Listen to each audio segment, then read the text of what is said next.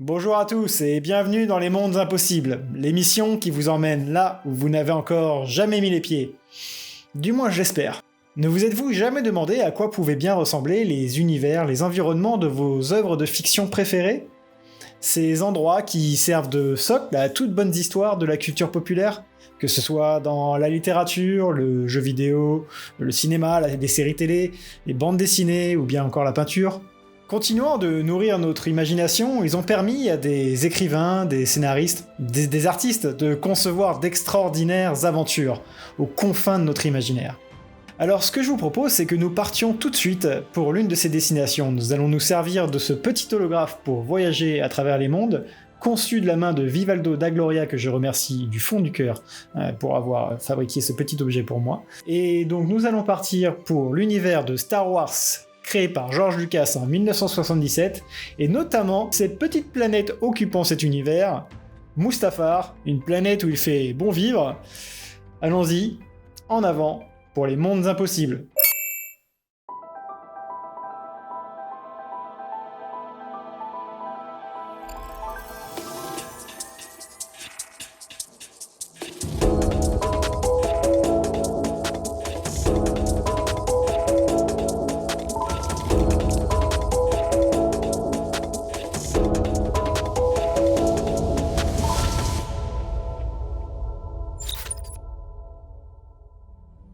Alors tout d'abord, la première chose qui saute aux yeux quand on s'approche de Mustafar, c'est sa localisation.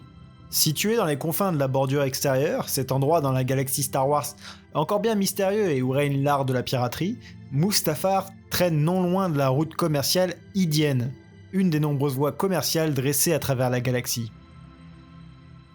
Ce qu'il faut savoir sur la voie Hydienne, c'est que c'est une voie hyperspatiale commerciale, une voie hyperspatiale qui traverse la galaxie et la scinde en deux, un petit peu comme une ligne de métro le ferait dans une grande ville. Et contrairement aux autres voies hyperspatiales, la voie Hydienne ne porte pas le nom de la région qu'elle traverse, mais bel et bien de son éclaireur, de la personne qui l'a balisé. Il s'agit en l'occurrence ici de Freya Kalea. Et pour en revenir aux voies commerciales, ce qu'il faut que vous sachiez, c'est qu'il y a différents types de voies. Vous avez la voie hyperspatiale, et vous avez également la voie subspatiale ou alterspatiale. Par ailleurs, si vous cherchez à comprendre comment fonctionne l'hyperespace dans l'univers de Star Wars, je ne peux que vous conseiller la chaîne de Dayum, et il y a une vidéo qui est consacrée, vous trouverez le lien dans la description. L'hyperespace est plus à considérer comme un raccourci à emprunter, permettant de faire des sauts de plusieurs années-lumière, notamment grâce à ce balisage qui a été mis en place par des explorateurs, un brin casse-cou. Ces sauts, par ailleurs, ne sont pas sans danger, il suffit d'un faux pas, d'un mauvais calibrage pour se retrouver face à un objet de l'espace réel. Car oui, l'hyperespace est une dimension parallèle, tandis que l'espace réel peut projeter, lui, une ombre dans cet hyperespace. Que ce soit la gravité d'une planète, un courant, un mouvement, une anomalie dans l'espace, un trou noir, ou un objet à la dérive, un débris. Simple petit objet qui flotte, une fraction de seconde, et le vaisseau se retrouve au mieux propulsé dans l'espace réel brutalement, au pire réduit à l'état d'atome. Il est donc possible de traverser la galaxie de long en large de manière efficace et rapide, c'est aussi très coûteux et parfois éprouvant puisque ces voies commerciales sont souvent bondées et empruntent à un trafic énorme. La galaxie Star Wars, c'est aussi une annexe de 122 pages contenant des noms de planètes et de noms de systèmes, que vous pouvez lire librement sur starwars.com. 122 pages. 122 pages, nom d'un baby Yoda plombier moustachu. Alors, selon où on se positionne, Mustafar c'est à peu près à la même distance du cœur de la galaxie que Dagobah serait par rapport à Corellia, ou Coruscant, ou bien la défunte Osnian Prime, et ses lunes. Mustafar n'est pas une planète qu'on pourrait dire perdue, comme les Exegol, Acto, Rakata Prime, nichée, elle, dans les régions inconnues et permettant au vil garnement de concevoir des étoiles de la mort au calme. Coucou. Si Mustafar peut sembler être une planète lambda, sans grand intérêt, il n'en est rien. Bien que découverte sur le tard par le Techno-Syndicat, un allié précieux de la Fédération du Commerce, connu notamment pour être l'un des grands conglomérats d'entreprises de fonderie, de mécanique et d'autres industries haute technologie, un Techno-Syndicat aussi à l'origine de la fameuse production des droïdes de combat automatisés, qui ont par la suite été revendus à la Fédération du Commerce. Et petite anecdote, sous la capitale et unique grande ville de Mustafar, Frali Deja, se situait une usine de fabrication de droïdes de combat du technosyndicat, ces petits cachotiers. Il est important de noter donc que la planète Mustafar mesure 4200 km de diamètre, soit 3 fois moins que notre bonne vieille planète Terre. Sur Mustafar, une journée dure 36 heures. Elle effectue sa rotation autour de Priyat, l'unique soleil de la région d'Atravis, en exactement 412 jours, suivant un cycle circulaire presque parfait par rapport à son soleil, ce qui en explique en partie l'atmosphère suffocante. Elle peut être considérée comme étant la lune d'une autre grosse planète voisine, une géante gazeuse mesurant jusqu'à 20 fois sa taille, Jestefad. Inséparables, elles orbitent ensemble, chaotiquement, depuis qu'une planète lointaine perturba leur route en l'an 3996, avant les événements d'Yavin 4, la destruction de la première étoile de la mort, si vous voulez être plus précis. Rentrant inexorablement dans une danse destructrice, l'attraction gravitationnelle de Jestefad devient si forte que l'Ephrani, une naine blanche du même système, s'est retrouvée à boucler ponctuellement son orbite avec la leur, prenant un peu Mustafar en sandwich, pour résumer. Ce qu'il faut savoir, c'est que Mustafar, avant sa transformation, avait une orbite elliptique excentrique, c'est-à-dire que son orbite n'était donc pas circulaire, comme elle l'est actuellement, ce qui de facto ne l'exposait pas à son soleil de la même manière. Par conséquent, des différences de température pouvaient se faire ressentir, selon si on se situait côté méridien ou côté septentrion. Et pour ceux qui l'ignorent, le septentrion c'est le nord, et le méridien le sud. Il y avait donc sur Mustafar, à cette époque-là, des étés et des hivers. Comme sur la Terre. Un septentrion, un méridien, un été, un hiver, qui varient selon la position de la planète par rapport à Priyat. Mais la tension gravitationnelle ponctuelle des deux géantes aura eu raison du beau temps et de la faune et de la flore de Mustafar. Subissant un assaut successif de pression et de frottement liés à ce que l'on appelle des forces de marée. Alors je vais m'interrompre moi-même quelques secondes pour vous expliquer ce qu'est une force de marée. Une force de marée, c'est simplement une force d'attraction générée par un astre et sa masse sur un autre. Prenons un exemple concret, la Terre et la Lune. La Terre a bien évidemment une force d'attraction supérieure à celle de la Lune, due notamment à sa masse, alors que tandis que la Lune, elle, qui a une force d'attraction inférieure à celle de la Terre, selon son positionnement, va générer des marées hautes ou des marées basses, ce qu'on appelle des forces de marée. Le noyau de Mustafar est tellement en souffrance lors du passage de l'Ephrani que la friction du manteau terrestre et des différentes croûtes génère une chaleur se traduisant par l'entrée en fusion des roches, ce qui devient du magma. Et tandis que la chaleur commence à faire surface, Mustafar voit sa période de rotation chamboulée, ralentir au point de devenir parfaitement synchrone face à son satellite Jestefad. Ce qui, en l'occurrence, n'aidera pas la planète à se refroidir, ne pouvant limiter les déformations dues à l'attraction de Jestefad, et l'Ephrani en lissant les effets avec sa vitesse de rotation. Les masses impactant Mustafar seront si fortes durant cette phase sandwich, ça me donne faim tout ça, que le magma trouve rapidement sa voie vers l'extérieur, le fluide étant comme aspiré, si on peut dire ça, par les forces gravitationnelles. Des volcans apparaissent, et la lave recouvre rapidement l'ensemble de la surface. Mustafar n'était pas une planète inhabitée avant son changement de climat. Sobrement appelés les Mustafariens, les êtres occupant la place n'ont d'autre choix que de survivre en se cachant sous terre très très profondément pendant des millénaires.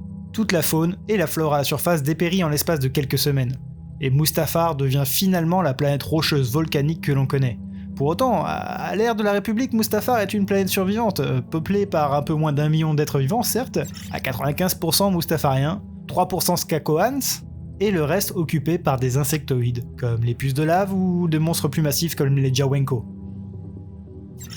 On va faire une petite pause sur les Jawenko. Est-ce que vous saviez que les Jawenko étaient des créatures de lave assez imposantes, donc des créatures qui naissent dans la lave, vivent dans la lave, mangent, crachent de la lave et transpirent de la lave même. Donc des créatures très difficiles à observer puisque les peu de personnes qui les ont observées ne sont plus là pour le raconter. Donc on a des légendes autour des Jawenko qui se sont construites en l'occurrence. Et un Jawenko un jour décida de quitter Mustafar pour se rendre sur Tatooine. Alors déjà je ne sais pas comment il a fait, il a pris un ticket, il faisait du stop, quelqu'un est passé par là, pouf, il s'est retrouvé sur Tatooine. Tatooine, une petite planète de la bordure extérieure désertique où Luke Skywalker entre autres a grandi, paf, le v'là qui débarque en plein territoire Tusken. Les Tusken, qui sont-ils ?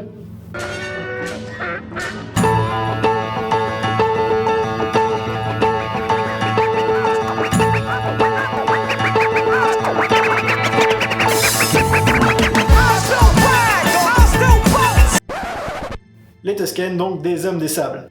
Et ces hommes des sables, en voyant débarquer le Jawenko sur leur territoire, se sentent menacés. Ils pensent tout simplement que ce Jawenko a été invoqué, un être maléfique, par une sorcière. Et la sorcière la plus proche dans les environs, c'est qui? C'est Shmi Skywalker Lars, la mère de Anakin Skywalker, feu Anakin Skywalker, qui est donc Dark Vador. Ce qu'il faut savoir donc, et ce qu'il faut se dire, c'est que l'origine de l'enlèvement et de la torture mortelle de Shmi Skywalker Lars part tout simplement du fait que les Tusken ont pris l'arrivée de ce Jawenko comme un maléfice lancé par Shmi. Et donc, on peut dire qu'au final, Anakin Skywalker a fait un pas de plus vers le côté obscur pour devenir Dark Vador, à cause de la venue d'un Jawenko qui était venu faire du tourisme. Mais retour à la planète. Existerait-il une explication à la venue de l'Ephranie, qui en fait au final n'avait rien à faire dans le coin?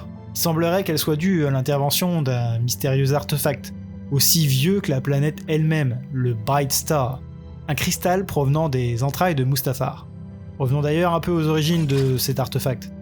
Par le passé, une guerre éclata entre différentes tribus mustafariennes, à une époque lointaine, lorsque la planète était encore recouverte, et accrochez-vous bien, d'une flore et d'une faune luxuriantes. Oui, Mustafar fut un temps, avait des forêts, des animaux, des rivières d'eau, des plaines à perte de vue, de quoi faire rougir Alderaan ou Naboo. Et c'est au cœur d'une planète pleinement habitable et vivante qu'une guerre d'intérêt entre deux peuples, luttant pour les cristaux nichés en profondeur, d'une valeur inestimable car dotés semble-t-il, selon les légendes, de pouvoirs spéciaux, de pouvoirs qui pourraient bien faire penser que ces cristaux ne sont pas de simples pierres, mais des organismes sensibles à la force. Imaginez donc des cristaux sur lesquels repose le dessin d'un monde, dotés d'une force inexplicable, comme un air de déjà-vu quelque part. Mais oui, vous savez, les Kyber cristaux, ces mêmes cristaux dont émane l'énergie des sabres laser, mais aussi des lasers destructeurs des étoiles de la mort, des destroyers d'Exegol ou de la base Starkiller. Quant à cette guerre, elle prit soudainement fin. How many lives shattered? How much blood will spill until everybody does what they were always going to have to do from the very beginning? Sit down and talk!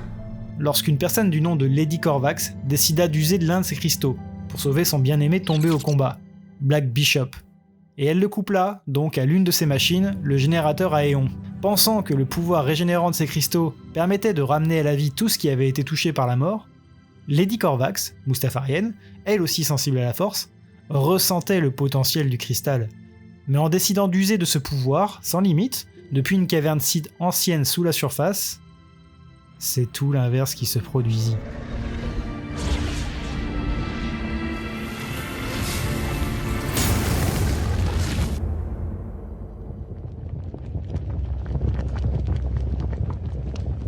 Black Bishop, son amant, qu'elle tenta de ramener, se retrouva piégé entre la vie et la mort, condamné à vivre errant, sans but, dans un monde du milieu, un vide. C'est donc là que les légendes entrent en conflit avec les faits. Le changement dû par l'Ephranie et Jestefan ne serait donc pas lié à un événement purement naturel? En réalité, la vérité semble se promener un peu quelque part entre les deux. Le Bright Star aurait donc eu la puissance suffisante pour attirer les planètes et perturber leur situation gravitationnelle. Son usage aura été la cause et la conséquence de cet événement astronomique inédit. Ce ne sera finalement que des années, ou là même que dis-je, des millénaires plus tard, à la redécouverte de Mustafar par le Techno-Syndicat, puis par le Seigneur Vador lui-même, un chouette garçon d'ailleurs ce type-là, que l'artefact sera à nouveau utilisé, cette fois-ci dans un but bien plus personnel. Sous l'ère de la République, les Mustafariens du Nord et du Sud vivent en harmonie. Mais ils se retrouvent très rapidement sous le joug du Techno-Syndicat. Oui, encore lui, 3 siècles à peine avant le basculement dans l'ère impériale, suivant l'ordre 66, donné par le sénateur Palpatine. Execute Order 66. Le Techno-Syndicat, alors puissant, découvre la richesse de Mustafar et ses métaux lourds cachés sous la lave. Des métaux rares, inexistants à bien des parsecs à la ronde. En exploitant les environs et en offrant par là même aux Mustafariens des installations modernes et sécurisées, ce serait un moyen de s'enrichir en fait, sans grande contrepartie. Malheureusement, ou plutôt heureusement pour les Mustafariens, ces derniers refusent de prime abord la soumission, n'ayant que faire d'une protection supplémentaire contre l'environnement hostile de la planète. On n'oublie pas que les Mustafariens ont survécu à la destruction de leur planète quand même. Magma en fusion, perturbations gravitationnelles, tout ça. Deux braves types ces gars, hein. Il faut dire, les Mustafariens sont déjà bien équipés. Ils sont protégés par leur armure fabriquée en coque de puces de lave. Les boucliers thermiques et énergétiques du techno-syndicat semblent au final bien peu sécurisants. Et tant pis pour les bunkers. Mais avec le temps et l'usage de la force, le techno-syndicat parvient finalement à s'imposer, contraignant les derniers Mustafariens résistants aux travaux forcés. D'ailleurs, faisons une petite pause sur les puces de lave. Les puces de lave, ce sont des grosses bébêtes pas très jojo qui résistent à la lave grâce à leur coque et qui font des sauts de plus de 30 mètres d'altitude. Et ce qu'il faut savoir, c'est que les Mustafariens atteignant l'âge adulte doivent subir un rite de passage, leur demandant de grimper sur une puce de lave et de sauter par-dessus la plus grande cascade de lave de la ville de Freljdeja. De son côté, et en secret, Darth Sidious, un Sith récalcitrant encapuchonné ne révélant pas sa vraie nature, même si nous ne sommes pas dupes, fait enlever des enfants et des exilés de l'ordre Jedi pour les convertir ou les torturer, afin de les faire rejoindre sa cause comme espions Sith. Les résistants sont tous éliminés, dans ce qui ressemble au final à un camp de concentration pour Jedi caché aux yeux de la galaxie tout entière. Ce n'est qu'au premier jour de l'ère impériale que la donne change pour le peuple de Mustafar. Lorsque les leaders du techno-syndicat, alors tous retranchés sur Mustafar à la demande du général Grievous pour échapper aux méfaits de la guerre, se voient tous massacrés de la main du nouvel apprenti de l'empereur, Dark Vador. C'est dommage, parce qu'ils avaient quand même de chouettes logements avec vue panoramique sur les chutes de lave. Juste ici là. Dans ces dômes, inspirés des champignons des caves KL. K-A-H-E-L. Des champignons qui sont donc très utilisés dans la culture mustafarienne comme médicaments notamment. Pour en revenir à Vador, non remis de la perte de sa femme et après avoir souffert d'une défaite ultra cuisante face à son ancien maître Jedi, Obi-Wan Kenobi, il décide de faire construire une citadelle si proche du lieu de son échec, sur d'anciennes ruines Sith, où de mystérieux cristaux Kyber luisent dans l'obscurité.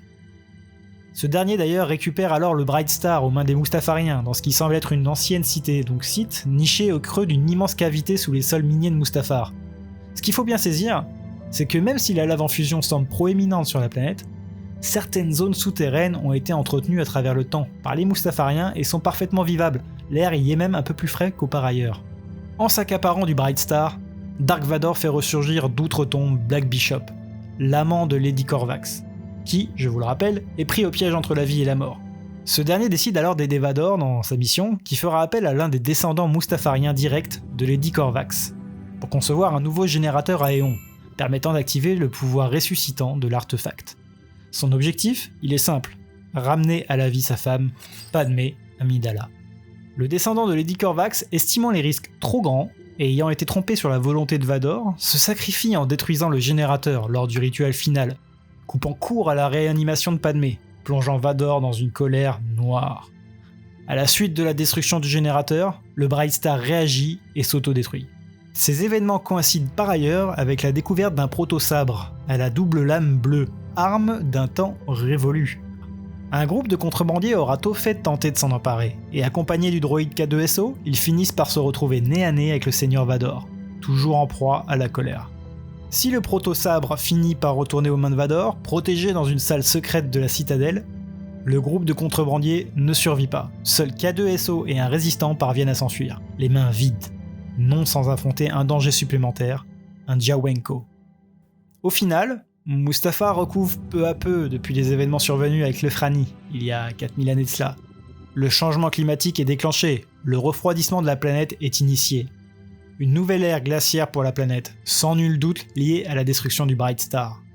30 années s'écoulent, la citadelle de Vador est en proie à la nature et au temps. Seules des ruines jaillissent d'entre les forêts naissantes, la lave abandonnant petit à petit du terrain. De nouvelles espèces font leurs apparitions, la vie trace son chemin, et les malfrats se font plus rares. Malgré tout, Corvax Fen, une petite zone considérée comme bénie par des fanatiques dénommés Alazmec de Winzit, autoproclamé défenseur de la citadelle et du patrimoine de Vador, est occupée. À mi-chemin entre des robots, des humains et des insectes, ces derniers protègent la forêt entourant les ruines coûte que coûte, car selon les rumeurs, un secret y est renfermé, plus dangereux encore que le proto-sabre et le Bright Star réunis. La suite ? Mais vous la connaissez, Kylo Ren / Ben Solo, petit-fils d'Anakin Skywalker / Dark Vador, se rend sur Mustafar pour percer ce secret, et y découvre un orienteur Sith, le menant tout droit hors des frontières de la galaxie connue, à la rencontre de l'empereur Palpatine en personne sur Exegol. Et voilà, notre voyage vers Mustafar s'achève ici. J'espère que vous avez apprécié ce petit tour, autant que j'ai apprécié le faire en votre compagnie. C'était donc notre premier voyage ensemble, et ça ne sera pas notre dernier, alors je vous invite à rester alerte et curieux. D'autres vidéos arrivent très bientôt, et on se revoit donc très prochainement dans les mondes impossibles. Tchuss!